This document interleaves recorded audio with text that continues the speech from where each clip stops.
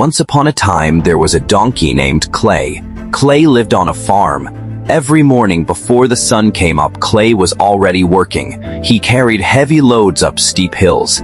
He pulled carts through muddy fields. He ground the grain. He hauled the water. He did the work that nobody else wanted to do. And he did it without complaint, because that is who Clay was. The farmer never said, "Thank you." Why would he? Clay was just a donkey. That is what donkeys are for.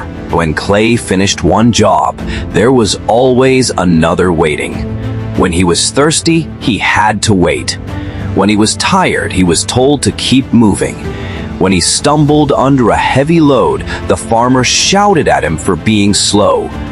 The other animals watched. The horse had a warm stable and was groomed every evening.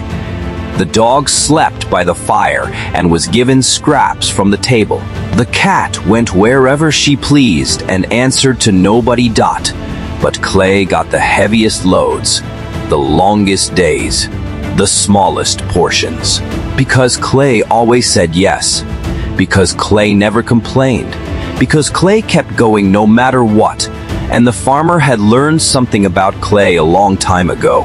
He had learned that Clay would never stop, so he never stopped asking. One evening, Clay came back from the longest day he had ever worked. His legs were shaking, his back was aching, his eyes were dim with exhaustion.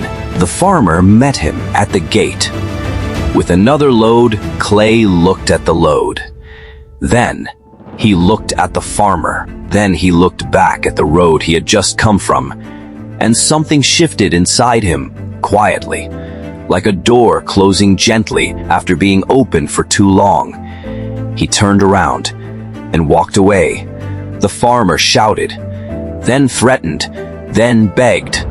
Clay kept walking, not fast, not angry, just steady, one foot in front of the other. He walked through the night.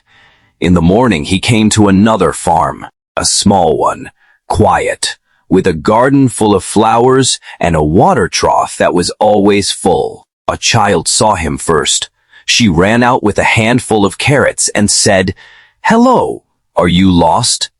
Clay looked at the carrots, then at the child, then at the farm behind her. An old woman came out of the house. She looked at Clay for a long moment, at his tired eyes, his aching back, his worn hooves. She said, "Whoever had you before didn't deserve you." She gave him water. She gave him a warm corner of the barn with clean hay. That night, for the first time in years, Clay slept without his ears, listening for the next order. He just slept.